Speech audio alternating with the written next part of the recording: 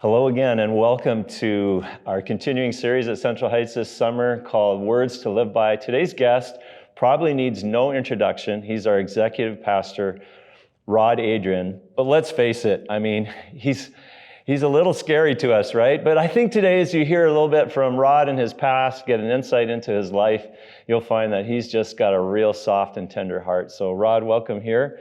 And looking forward for us to get to know you better. Tell us a little, it's hard for me to believe that Rod was ever a child, let alone a baby, but we'd love to hear about your childhood and what that looked like. Yeah, I was small once. So I was born in Vancouver at a hospital that's no longer there anymore, which is kind of common for people our age. But shortly after being born, my family lived in Richmond. And so I grew up in Richmond. I don't really remember Richmond a whole lot because I was 5 when we moved away from there. And we moved to Coquitlam and lived in Coquitlam until I was in grade 7. And then Dad took a promotion and moved our family to Sherwood Park. And so I lived in Sherwood Park, Alberta for junior high and early high school. And then later on in grade 12, moved to Airdrie, Alberta. And that's where I kind of grew up. Wow. So as growing up, how big were you in grade 8, for example? Well, I was a pretty big boy. I was always the biggest in my class, for sure. I always disliked people like you, because I was always the smallest. So. Yeah, so even in that weird era where the girls were always taller than the boys, I was actually still taller than the tallest girls. And so I was just used to being big all the time. And did you play sports like the typical expected would be basketball? Yeah. Well, I love sports, and I actually started off playing soccer and enjoyed soccer, and then baseball was a big sport for me too, and t-ball right from all the way up through the different levels. And later on in grade 5, I started playing basketball, and then later on I played football and loved sports. That was kind of like my go-to thing. Right. Was involved in lots of different teams over the years. And siblings? How many? Yeah, so I have one brother who was born 19 months after I was, so he's younger, but in fact, he's taller than I am. Wow. His name is Jeremy. Okay. And so graduated from high school, and then what happened? Going to the workforce? Did you continue your education? So after high school, I was committed to go to Briarcrest Bible College. I just wanted to go there. My parents had attended there. Mm-hmm. They met there. In fact, funny story, my dad was my mom's basketball coach because he was in college and she was in high school. And so... Is that allowed? Yeah, I think they let it slide at that time. Okay, all right. Anyway, so we had connections to Briarcrest from, that was kind of my origin story. And so attended Briarcrest after high school, was privileged to be able to play on the basketball team there too. And in fact, in 1991, we won the silver medal at Nationals, which was a huge thing for a small school to do. And following that, we actually went to the Ukraine for 30 days with Athletes in Action as a basketball team and handed out Bibles, shared our testimony, had a great time traveling around. And so that was really transformational in my life to be able to do that. So did you graduate with a degree? Yeah, so at Briarcrest, I graduated with a Bachelor of Arts in Christian Ministries, which meant that I could work in a church, I guess. And did you? And so right away, though, after Briarcrest, I attended Acts Seminary and worked on my Master of Theological Studies because I wanted to become a teacher. I thought that was the path I was going on. And after realizing that I had been in school from kindergarten all the way through to seminary, I felt like I needed some life experience. And so I took a job as a youth pastor in Surrey and started my vocational career at that point. Now, you had some other work experience, which I'm obviously very familiar with, but why don't you tell us how that happened? Yeah, so I have a small family business. I say that tongue-in-cheek because the family business is McDonald's. My dad started off in the company in the early days of McDonald's in Canada. And so I grew up in that world. And in fact, that was my second job, working at McDonald's, and worked all the way through high school and university, college. And after being a youth pastor for a few years, decided to go back into the workforce with McDonald's and worked for my dad. And it was great because it was kind of like a youth group still. I just had to pay them. And so working at McDonald's was a great experience. It ended with with me being the owner-operator of the stores in Squamish. Okay. And that covered 21 years of my career working in McDonald's. Every time I go to Whistler, I see that McDonald's, I think of you. Yeah, so thank you. Thanks for stopping. All right. Now, we want to know a bit about your love life. So, your wife, Amanda, is amazing. How did that happen? Yeah, so we actually were at a Bible camp. I had gone to a Bible camp just outside of Calgary, and she was at Cape and Ray, and her mom signed her up to go to the same camp as counselor because, she had a Bible college experience, and so did I. And so we actually met at Bible camp. We were counselors, and you counseled each other. Well, we focused on the kids, but I also noticed her a lot, and I think she noticed me. And then after we got home from camp, we started dating. Nice, and that led to marriage. Yeah, obviously. We got married after college, and we have 3 kids. Our oldest son is Brendan. 16 months after Brendan came along, Aaron was born. That's pretty quick. And then we waited a full 24 months for Ashlyn. All right. And so we have 3 kids. They're all married now, and we're waiting very patiently as pre-grandparents. Oh, you wait. It's going to be exciting. At some point in your life, Jesus became central. So it sounds like you're raised in a Christian home, but when did Jesus really sort of start to, become big in your life? Yeah, so my grandfather was a pastor, so I remember going to church for as long as I could remember. But there was one Sunday where I decided in my young boy's mind that I wanted to become a Christian. I had determined that I was going to do that. No matter what the pastor said, I was going to put my hand up at the end of the service because this church often gave altar calls. And so at the end of the service, I put my hand up. I didn't think the pastor saw me, so I stood up. I was young, so I was, I was small in that time, believe it or not. I put my hand up, and my mom was tugging on my shirt to sit down. And we prayed after the service with the pastor, and I became a Christian on that day. And the funny thing is that sermon had nothing to do with becoming a Christian. It was all about going on the mission field. Right. And so that's what was kind of odd that a little kid was putting their hand up. But it changed my life. On the car ride home, my brother said to me, "I guess you can't punch me anymore because you're a Christian." So we had a fun relationship, my brother and I. And then that just transformed into a life of following after Jesus. Had some meaningful times at Bible camps. Was baptized at 12. And determined after a really neat camp experience that I would follow Jesus wherever. And hey, did you ever have a time where you sort of went off the rails in your faith, or did you stay pretty consistent? Yeah, I felt like God always knew where I was, and I don't feel like I never felt like I needed to go off the rails at any point. And it was actually a real pivotal time in grade 12 when I could have gone off the rails, I guess. God really got a hold of me, and it was during that time that I decided that I was going to go to Bible college, and I felt like that was a commitment that I made that I never wanted to look back on. I love that. I mean, sometimes we think we only have a testimony, if we did these horrible things and then we came back to God or whatever. I think that's a beautiful testimony of God's grace to keep you consistent. At some point, these verses in the Bible really became impactful in your life. We'd love to hear about that. I think it's out of Romans 12. And so what were those verses? Yeah, Romans 12, 1 and 2. Okay. We're really looking forward to you unpacking that for us today, Rod, and how it impacted your life. And I'm sure as you share, it's going to impact ours as well. Sounds good. So I've been involved in competitive sports all my life. And I was always a big kid and always one of the larger players on the field or the court, and really enjoyed the physical part of the game. And there were times where, as a back catcher in baseball, I would love for those plays at home where there's a collision, and quite frankly, I was almost always ahead of that one. Other times in the football field, I played guard, offensive guard, and I would just long for the times when the coach would call a play where the offensive guard would pull around the end and I'd get to block a defensive back and just blow him up. And I know that for some of you, I've probably lost you and talking about sports, but for others, the NFL is coming. Be patient. But currently, you get to watch a lot of basketball, which is great for me because as a basketball coach, I love watching the game.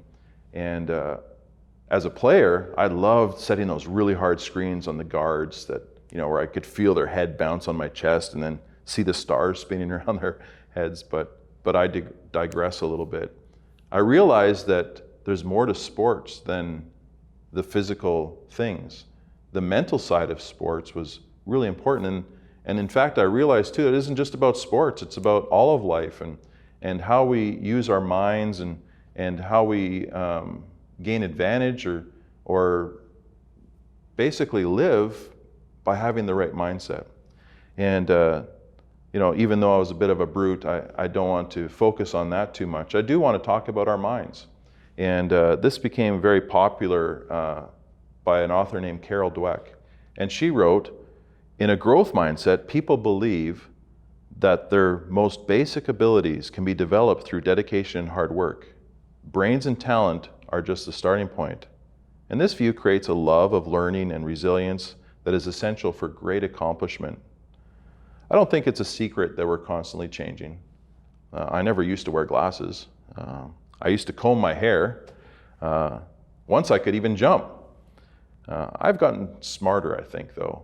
And I know that I know more than I used to. And we all change, and I think we could all benefit from a growth mindset that embraces learning and trying new things and to accomplish much.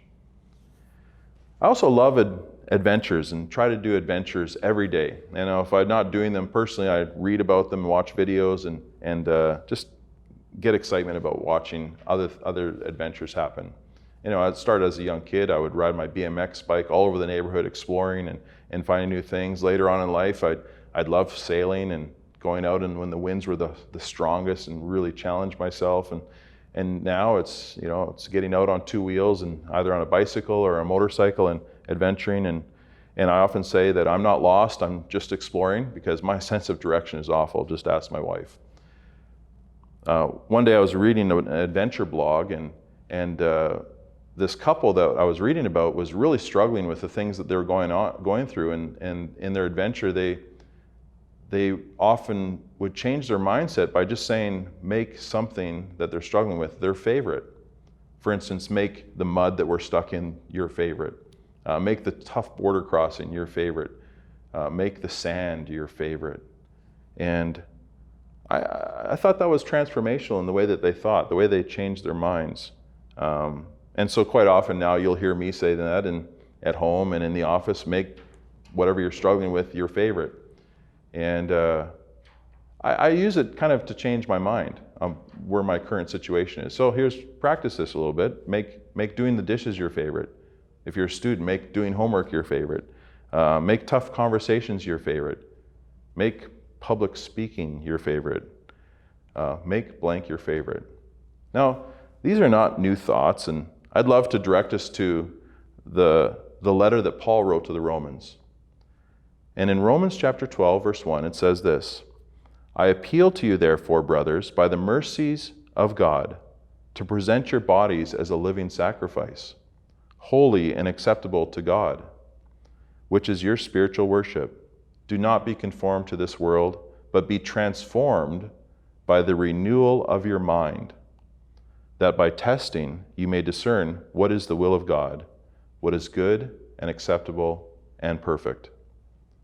Living sacrifice, wow, that's deep. What does that even mean? When it comes to worship, I'm supposed to live as a sacrifice? So I enjoy singing, but it's not something I think about often or even do throughout my week. I'm always amazed at people who can remember things through song, like my wife, who I can say to her, what do you remember about this song? And she'll be able to sing it.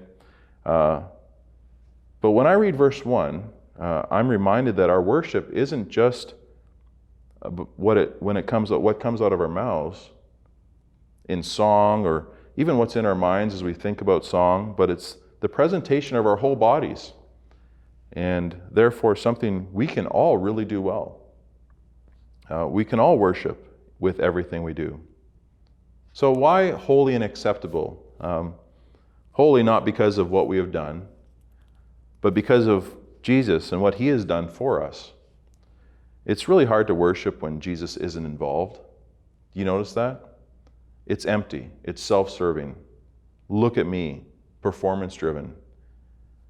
When it is true worship, it is acceptable to God. So how does that relate to when we're not at church or what we actually call our worship service, watching online or in person? These verses really came alive for me when I was coaching, actually. And it wasn't at a worship service. It was in a pre-game talk that I was giving to a basketball team that I was coaching at Briarcrest at the time. And you see, I was trying to exhort my team. You know, a coach goes into the locker room before the game and really tries to boost them up and give them this pep talk. And I was compelled to actually read Romans 12, 1 and 2. And offer our bodies on the basketball court as a living sacrifice and worship God as we played. And it really struck me that this could happen not just on the court or in a workplace environment. It could happen in community life. It could happen with our family. It could happen with our friends. And that was an act of worship that could happen anywhere as we offer ourselves, not just in that 1 hour on Sunday morning when we go to sing, but it could happen in the 168 hours of the week when we entered into true worship everywhere we are. And so, you know, you have seen maybe some of you have watched basketball lately. It's, you know, NBA's on right now, and you sometimes hear that players, announcers will say that players are on fire. Nothing's missing. It's clicking. They're making the game look easy. What about what the players are saying, though, is that they're really in the zone. Like, they're in the zone. They're feeling like nothing could go wrong when they shoot that basketball. And no matter what you do, if you find yourself in the zone in life, you're worshiping. So wouldn't that be sweet if you entered into a place wherever you are and we're in the zone? At home, with your kids, at work, with your coworkers, volunteering at church, you really felt like you were in the zone. Well, that's really worship. And so when you get into that, you know that this is good and acceptable. So how do we do this? This is easier said than done, isn't it? Verse 2 gives us a glimpse, and it gives us a glimpse at 2 easy steps and 1 enormous promise.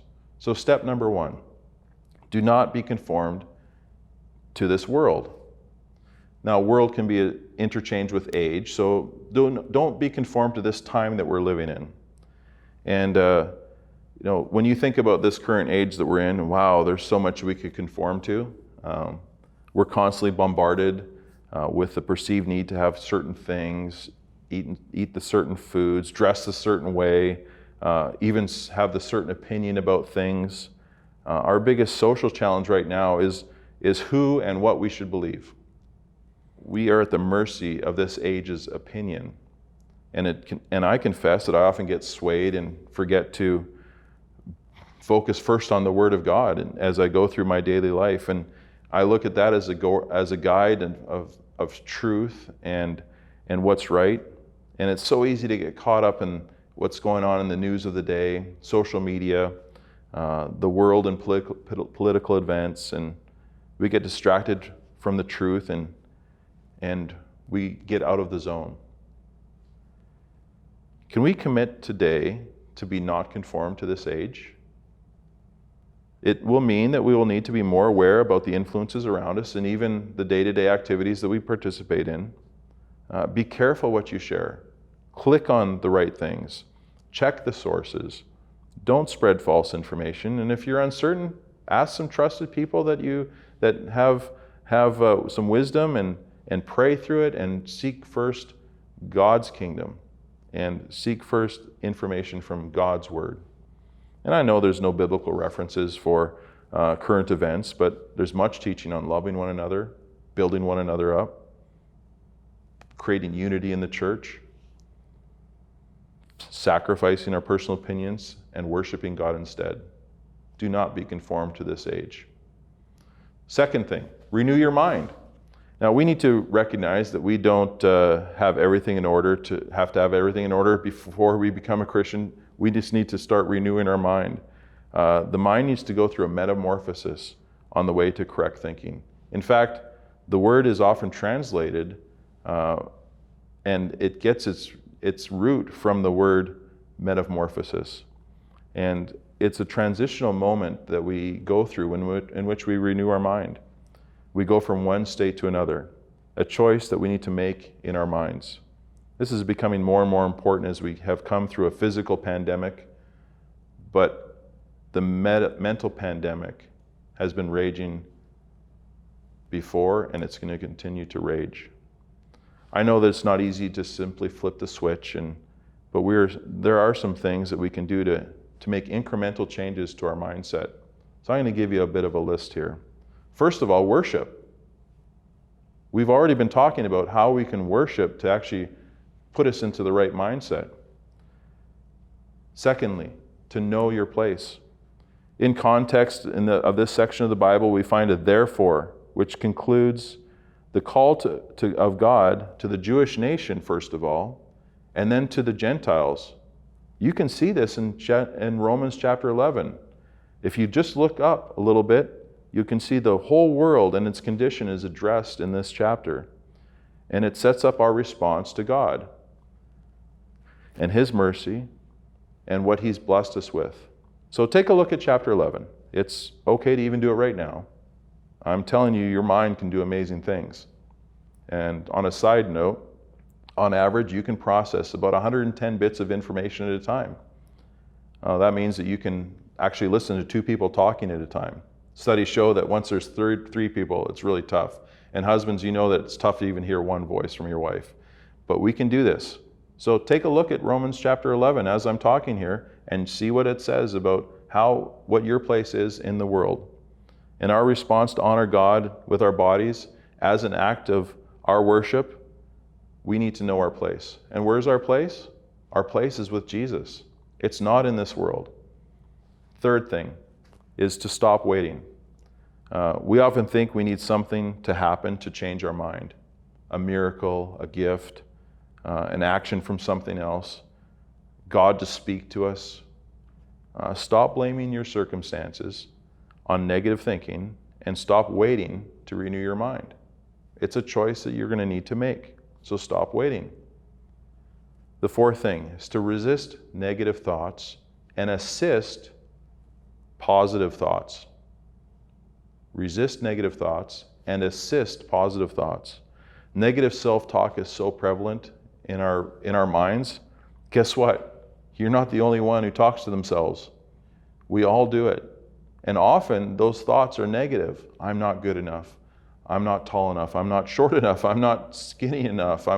All those negative self-talks that we give ourselves, we need to stop it. We need to control it. And we often think that we're not in control of our thoughts. Well, guess what? You are. And we are. It's yours. Your mind is yours. And you will need to own it. So how do we do that? Well, we meditate on God's Word. We think on heavenly things. Be of sound mind. Do those things ring a bell to you? The Bible talks a lot about it. So we need to control our minds and assist positive thoughts. The fifth thing I want to share with you is trust the process. A renewed mind isn't going to happen overnight. Celebrate the progress that you make, incremental steps that you take. God created the world in 6 days, and after each day He said it was good. God made the world in 6 days, and He said it was good. Do you think that you're going to be able to change your mind overnight? Celebrate the small steps you take and how you are renewing your mind each day. He who began a good work in you will bring it to completion at the day of Christ. So what do these things result in? Well, it's an amazing promise to know God's will. Wow, this has really struck me personally in these verses, because to know God through worship is great. To be able to experience a transformation in my mind is fantastic. But I can really get behind all these things when I know that what God will do for me is reveal to me his good and pleasing and perfect will. That's an amazing promise. And who doesn't want to know God's will? We all do. We all want to know what's next in our lives. We especially those planners that are out there, you want to know what's next. And guess what? We don't know. We can't find out. We can't look into the future. But we can, as we worship, as we avoid conforming to this age, as we renew our minds, God promises us that he will reveal his good will. Now, I think it's easy to get behind the fact that his will is acceptable. Yeah, we trust God. We have faith that God is going to do the right things. It's reasonable for us to think like that. We also know that God's will is perfect because he is perfect. So, yeah, we can understand that. But it's interesting that Paul includes the word good. God's will is good. Does that mean that only good things are going to happen to us? Unfortunately, no. Now, good according to God's plan, for sure. Let's not be fooled that this age wants us to think that everything is going to turn out good, that you can accomplish whatever you set your mind to, that there won't be any problems. God's will is perfect. God's will is good, not because we're going to live forever on this earth. This is a fallen and sinful world. It's good and acceptable and perfect because we are not. And God has a great plan for you. In John chapter 14, starting in verse 1, Jesus said, "Let not your hearts be troubled. Believe in God. Believe also in me. In my Father's house are many rooms. If it were not so, would I have told you that I go to prepare a place for you? And if I go to prepare a place for you, I will come again and will take you to myself, that where I am, you may be also. And you know the way to where I am going." Thomas said to him, "Lord, we do not know where you're going. How can we know the way?" Jesus said to him, "I am the way and the truth and the life. No one comes to the Father except through me. If you had known me, you would have known my Father also. From now on, you do not know him and have seen him." Maybe you're struggling today with your very own mind and the thoughts that are raging in it. First of all, recognize that you're not alone. This may not be something new. Maybe this is something you've been struggling for a while. And it's something that all of us have been struggling with for a while. In fact, there's centuries of evidence of people struggling with this, and this is something that Paul wrote to the Roman church many years ago. So use this process. Start with worship. Don't conform to this age. Transform by the renewing of your mind, and receive God's will. Now, if you haven't yet decided that Jesus is the one you want to follow, what are you waiting for? Here's a perfect time, a perfect opportunity to follow Jesus with your whole life, with your whole being, to offer yourself as a living sacrifice to him. Don't wait. Talk to someone you trust. In fact, if you want to, you can click on the Follow Jesus button on our website and find out more information about how to follow Jesus. Remember when I was that little boy, I determined that I wanted to follow Jesus on that one Sunday morning. Maybe that's you right now. And I would love for you to raise your hand and say, I want to follow Jesus right now. And so how did we all start this passage? Well, it starts with worship. So I think we should do that now. Let's worship together.